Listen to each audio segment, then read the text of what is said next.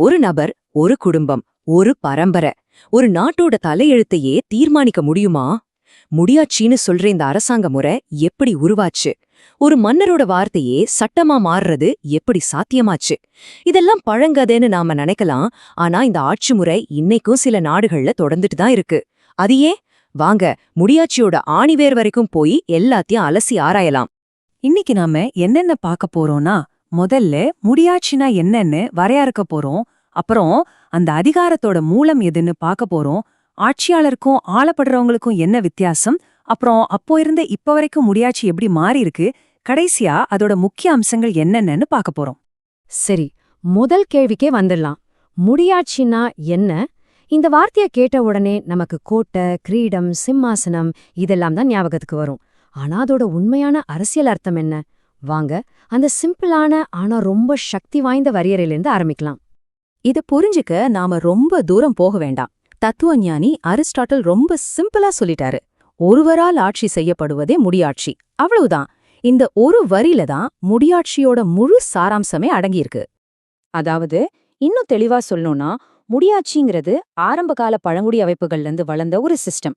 இதோட முக்கியமான அடையாளம் என்னன்னா, பரம்பரை உரிமை. அதிகாரம் தேர்தல்ல முடிவு செய்யப்படாது, பிறப்பால ஒரு குடும்பத்துக்குள்ளேயே கைமாறும். அப்பாக்கப்புறம் மகன், அதுக்கப்புறம் பேரன், இப்படிதான் தொடரும். ஓகே, ஒருத்தர் ஆட்சி பண்றதுதான்னு புரிஞ்சிடுச்சு. ஆனா அடுத்த கேள்விதான் ரொம்ப ரொம்ப முக்கியம். ஒரு ராஜாவுக்கு மட்டும் எப்படி இவ்வளவு பெரிய அதிகாரம் கிடைச்சது? மக்கள் ஏன் அதை எந்த கேள்வியும் கேட்காம ஏத்துக்கிட்டாங்க? அந்த அதிகாரத்தோட மூலம் எது? பாரம்பரிய முடியாட்சியோட மொத்த கட்டமைப்புக்கும் அஸ்திவாரமா இருந்தது ஒரே ஒரு சக்தி வாய்ந்த ஐடியா தான். அது மன்னர்களின் தெய்வீக உரிமை. இந்த ஒரு வார்த்தைக்குள்ளதான் எல்லாமே அடங்கியிருக்கு. அப்படின்னா என்ன அர்த்தம்னு கேக்குறீங்களா? அந்த அதிகார வரிசை இப்படிதான் இருந்துச்சு. உச்சியில கடவுள், அவர்தான் அதிகாரத்தோட மூலம். கடவுள் கிட்ட இருந்து பவர் நேரடியா ராஜாவுக்கோ ராணிக்கோ வருது. அதனால மக்கள் ராஜாவுக்கு கீழ்ப்படியணும். இதோட அர்த்தம் என்னன்னா, ராஜா மக்களுக்கு பதில் சொல்ல வேண்டிய அவசியமே இல்ல. அவர் கடவுளுக்கு மட்டும்தான் பதில் சொல்ல கடமைப்பட்டவர்.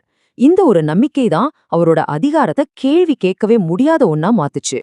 இப்போ ராஜா கையில இருக்கிற அதிகாரத்துக்கும் அவரோட ஆட்சிக்கு கீழே வாழ்ற மக்களோட நிலைமைக்கும் நடுவுல இருக்கிற அந்த பெரிய வித்தியாசத்தை பத்தி பார்க்கலாம். கொஞ்சம் யோசிச்சு பாருங்க. ஒரு மன்னரோட அதிகாரம் எவ்வளவு பெருசுன்னு. நாட்டோட சட்டங்களை உருவாக்குறது, நிர்வாகத்தை நடத்துறது, நீதிய வழங்குறது, எப்போ போர் செய்யணும்னு முடிவு பண்றதுன்னு எல்லா அதிகாரமும் ஒரே ஒருத்தர் கையில தான். அவரோட ஆசை, அவரோட விருப்பம்தான் சட்டம்.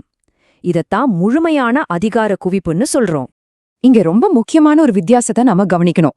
முடியாட்சியில மக்கள் குடிப்படைகள், அதாவது சப்ஜெக்ட்ஸ் அப்படின்னா அவங்களுக்கு உரிமைகளை விட கடமைகள் தான் அதிகம். ஆனா இன்னைக்கு ஜனநாயகத்துல நாம குடிமக்கள், அதாவது சிட்டிசன்ஸ்.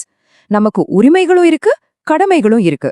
இது வெறும் வார்த்தை விளையாட்டு இல்ல, அதிகார உறவுல நடந்த ஒரு மிகப்பெரிய புரட்சி. சரி, இதுவரைக்கும் தியரியெல்லாம் பார்த்தாச்சு. இப்போ நிஜ உலக உதாரணங்களை பார்க்கலாம். முடியாட்சிங்கிறது சரித்திர புத்தகத்துல மட்டும் இருக்கிற விஷயமா, இல்ல இன்னைக்கும் அது உயிரோட இருக்கா? இந்த காலவரிசை ஒரு பெரிய மாற்றத்தோட கதைய சொல்லுது. பல 100 வருஷமா ஐரோப்பாவில முடியாட்சி தான் அசைக்க முடியாத சக்தியா இருந்துச்சு. ஆனா 17ஆம் 18ஆம் நூற்றாண்டுகள்ல இங்கிலாந்துலயும் பிரான்ஸ்லயும் நடந்த புரட்சிகள் அந்த அஸ்திவாரத்தையே ஆட்டம் காண வச்சது. முதன்முறையா மக்களோட உரிமைங்கிற கருத்து மன்னரோட தெய்வீக உரிமையை விட சக்தி வாய்ந்ததுன்னு உருவெடுக்குது. ஆனா அதோட முடியாட்சி முடிஞ்சு கோச்சுன்னு நினைச்சிடாதீங்க.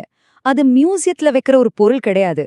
இன்னைக்கும் சவுதி அரேபியா, பூட்டான், ஓமன் மாதிரியான நாடுகள்ல இந்த ஆட்சி முறை பல வடிவங்கள்ல நடைமுறையில இருக்கு. அதனாலதான் இத பத்தி நம்ம புரிஞ்சுக்கிறது இன்னைக்கும் அவசியமா இருக்கு. சரி, நாம இதுவரைக்கும் பார்த்த எல்லாத்தையும் வச்சு முடியாட்சியோட மிக முக்கியமான பண்புகளை தொகுத்து இந்த விளக்கத்தை முடிவுக்கு கொண்டு வரலாம். அப்போ நாம பார்த்த எல்லாத்தையும் ஒன்னா சேர்த்தா என்ன கிடைக்கும்? ஆட்சியாளர், அரசர். அதிகாரம் பிறப்பால வருது, தேர்தலால இல்ல. சட்டம், நீதி, நிர்வாகம்னு எல்லாமே ஒரே ஆள்கிட்ட தான் குவிஞ்சிருக்கு.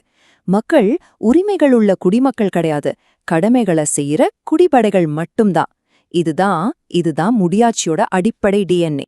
இந்த சிஸ்டம் எவ்ளோ நல்லா வேலை செய்யுங்கிறது அந்த ஒரு ஆட்சியாளரை பொறுத்துது. ஒரு நல்ல ராஜா இருந்தா முடிவுகள் வேகமா எடுக்கப்படும், ஆட்சி திறமையா நடக்கும். ஆனா ஒருவேளை அந்த ராஜா ஒரு மோசமான ஆளா இருந்தா அப்போ அது ஒரு முழுமையான சர்வாதிகாரமா மாறிடும். கடைசியா இந்த ஒரு கேள்வியோட உங்களை நான் சிந்திக்க வைக்கிறேன். நிர்வாகம் திறமையா இருக்கணுங்கிறதுக்காக தனிநபர் சுதந்திரத்தை நம்ம விட்டு கொடுக்கலாமா? ஒரு திறமையான சர்வாதிகாரம் கூட ஒரு சர்வாதிகாரம் தானே. யோசிச்சு பாருங்க.